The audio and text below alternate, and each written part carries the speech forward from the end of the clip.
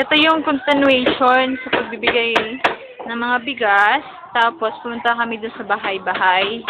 Yung mga binaha talaga kasi nasa mababa yung bahay nila. So, yan. May mga bata. Ayan. Kung makikita naman talaga, pinasok yan hanggang bewang ng tubig.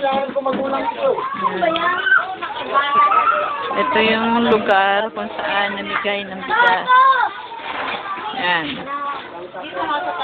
Ayan. Maraming salamat. Thank you.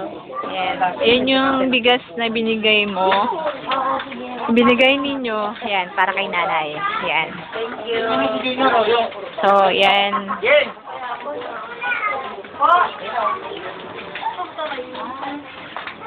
Ito, nagbabaybay pa rin kami dito sa Kinita o sa mas binaha hanggang bewang. So, yan, dito, yung ibang family na nabigyan ng bigas. Yan sila. Ito talaga siya.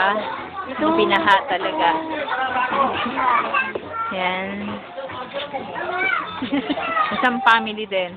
Nakakuha rin pa yung bigas daw banda. Yung kay Kuya Dobing hindi na po Ate Olive. Family din na Binibigay nabigyan sa ng amin bigas. yung ticket niya. Kasi kami ang tumanggap eh. Yan. Wala yung palmiano. Walang. Ay, wala. Oo. Pagka wala. Kasusunod.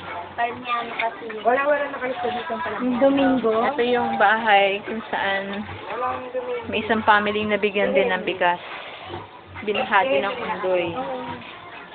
So, marami din gamit ang Domingo, palmiano. nasira. Second, the third. Yan. Yung makikita nyo, talagang nakakalungkot. Pero, ganun talaga. Yan. Rodan mo muna daw si Desyo. No? So, we're just walking ni Tita Olive.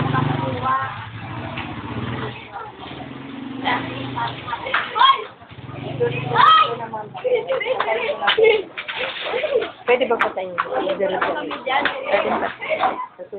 Puta, mayaman naman ito. So, naglalakad pa rin kami dito sa street ang Pusot.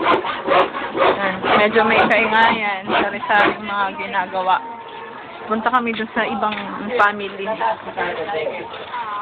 na nabigyan ng bigas. Dahil sa undoy.